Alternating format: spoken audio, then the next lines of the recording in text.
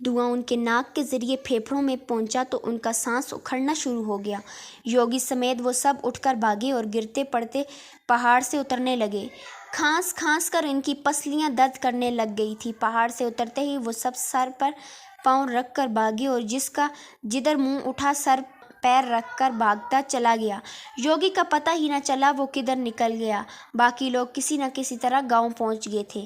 لوگوں نے کئی پہنچے ہوئے یوگی، پنڈت، یوگی، تانترک اور جادوگر بلائے، مگر سب کے سب ڈر کر ایسے بھاگے کہ پلٹ کر بھی نہیں دیکھا۔ کئی مہینے اسی طرح گزر گئے۔ گاؤں والوں کی پریشانی بڑھتی جا رہی تھی۔ پھر ایک دن گورکھپور کی کسی آدمی کو کچھ دور ایک گاؤں کا آدمی ملا۔ باتوں باتوں میں گورکھپور کے باشندے نے اس آدمی سے اپنی مصیبت کا ذکر کر دیا تھا کہ وہ لوگ اور آس پاس کے گاؤں والے سب بہت پریشان ہیں اور اس پریشانی کی وجہ جنگل میں ایک بدرو کا بسیرا کر لینا ہے۔ اس آدمی نے گورکھپور کے باشندے کو تسلی دی اور کہا کہ وہ اپنے گاؤں کے چند لوگوں کو لے کر اس کے گاؤں آ جائے اور بابا رحیم سے درخواست کرے کہ وہ ان کی مدد کریں۔ اگر وہ راضی ہو گئے تو سمجھو تمہاری مصیبت ٹل جائے گی۔ پھر اس نے اپنا قصہ سنایا کہ وہ پہلے ہندو تھا اور بابا رحیم کی وجہ سے ہی کچھ دن پہلے مسلمان ہوا تھا۔ ہوا کچھ یوں تھا کہ اس کی اکلوتی بیٹی پر کسی سخت عذاب کا سایہ ہو گیا تھا۔ میں نے بہت مندر پھیرے، یوگی، تانترک بلائے، مگر کوئی بھی اس عذاب کے آگے نہ ٹک سکا۔ میری بیٹی روز بروز موت کی طرف جا رہی تھی۔ مجھ سے اس کی حالت دیکھی نہ جاتی تھی۔ میری بیوی کا رو رو کر برا حال تھا۔ بابا رحیم میرے گاؤں کا تھا اور دعادار روح کے ساتھ دم درود بھی کرتا تھا، مگر میں صرف اس کے لیے اس کے پاس نہیں جاتا تھا۔ وہ مسلمان ہے، مگر جب ہر طرف سے مایوس ہو گئے تو مجھ سے پوچھے بغیر ایک دن میری بیوی میری بیٹی کو لے کر بابا رحیم کے پاس جا پہنچی۔ بابا رحیم کسی سے اس کا مذہب یا ذات نہیں پوچھتا تھا۔ وہ بے لوث اور بلا تفریق سب کی مدد کرتے تھے۔ انہوں نے میری بیٹی کا علاج بھی شروع کر دیا۔ میری بیوی پورا ایک ہفتہ میرے علم میں لائے بغیر بابا رحیم کے پاس جاتی رہی اور اس ایک ہفتے میں میری بیٹی زندگی کی طرف لوٹنا شروع ہو گئی تھی۔ میں اس کی بدلتی حالت پر حیران بھی تھا اور خوش بھی۔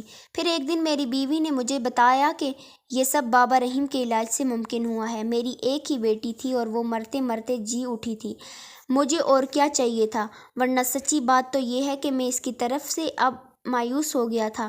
مجھے امید ہی نہیں رہی تھی کہ میری بیٹی زندہ رہے گی، مگر اسے بہتر حالت میں دیکھ کر میں جی اٹھا تھا۔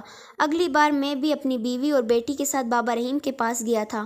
وہ ایک عام سے شخص تھے، لمبی داڑھی، صاف رنگت اور خوبصورت چہرہ، مگر ان کے چہرے پر ایک عجیب سی کشش تھی۔ ان کے ہونٹوں پر ہر وقت مسکراہٹ کھلتی رہتی تھی۔ انتہائی شفیق لہجے میں بات کرتے تھے۔ پھر ایک ماہ کے اندر میری بیٹی بالکل ٹھیک ہو گئی۔ وہ مکمل زندگی کی طرف لوٹ آئی اور میں بھی اصل زندگی کی طرف لوٹ آیا۔ میں نے اسلام قبول کر لیا۔ اب الحمدللہ میں مسلمان ہوں۔ میری بیوی اور بیٹی بھی میرے ساتھ مسلمان ہو گئی تھی۔ تم لوگ بھی ان کے پاس جاؤ، وہ کسی سے کچھ نہیں لیتے۔ ہندو مسلمان سب کی مدد اور علاج کرتے ہیں، شاید تمہارا بھی مسئلہ حل ہو جائے۔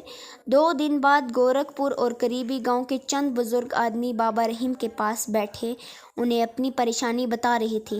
جانے والے سب ہندو تھے، ان میں سے بس میں ایک ہی مسلمان تھا، مگر بابا رحیم نے ان سے یہ نہیں پوچھا کہ ان کا مذہب کیا ہے۔ وہ آنے کے لیے تیار ہو گئے تھے۔ وفد واپس آ گیا تھا اور اگلے ہی دن بابا رحیم ایک آدمی کے ساتھ گورکھپور میں آ پہنچے تھے۔ گورکھپور میں ان کو ایک مسلمان کے گھر ٹھہرایا گیا اور ان کی خوب آؤ بھگت کی گئی۔ شام ہوتے ہی وہ 2 آدمیوں کو ساتھ لے کر پہاڑ کی طرف چل پڑے۔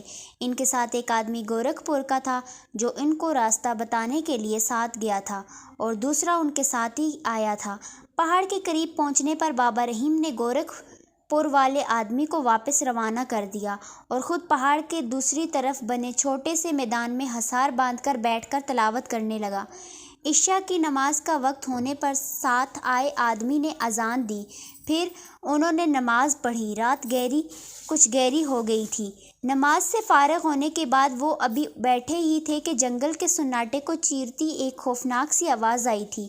آواز ایسی تھی جیسے کوئی حیوان تکلیف سے چلایا ہو۔ بابا رحیم نے ایک بار پھر تلاوت شروع کر دی۔ اب کی بار تلاوت اونچی آواز میں کی جا رہی تھی۔ رات کی خاموشی کو چیرتی تلاوت کی آواز دور دور تک جا رہی تھی۔ وہی عجیب سی آواز ایک بار پھر آئی تھی۔ اس کے بعد 2-3 بار وہی آواز آئی اور پھر خاموشی چھا گئی۔ بابا رحیم سورہ رحمان پڑھ رہے تھے اور آواز بھی بہت خوبصورت تھی۔ یقیناً پرندے بھی گھونسلوں میں بیٹھے اپنے رب کی بڑائی انعمات سے سن رہے ہوں گے۔ اللہ بہت مہربان ہے، بے شک اسی رحمان نے انسان کو قرآن کی تعلیم دی۔ القرآن، اس نے پیدا کیا اور بولنا سکھایا۔ القرآن، سورج اور چاند ایک حساب مقرر سے چل رہے ہیں۔ القرآن، جب کہا گیا اور ستارے اور درخت اسی اللہ کو سجدہ کرتے ہیں۔ القرآن، یقیناً درخت خوشی سے جھومے ہوں گے اور لبیک کہا ہوگا، اور انسان کو ٹھیکرے کی طرح کنکناتی ہوئی مٹی سے بنایا۔ القرآن، اور جنات کو آگ شعلے سے۔ القرآن، اور نیکی کا بدلہ نیکی کے سوا کچھ نہیں۔ القرآن،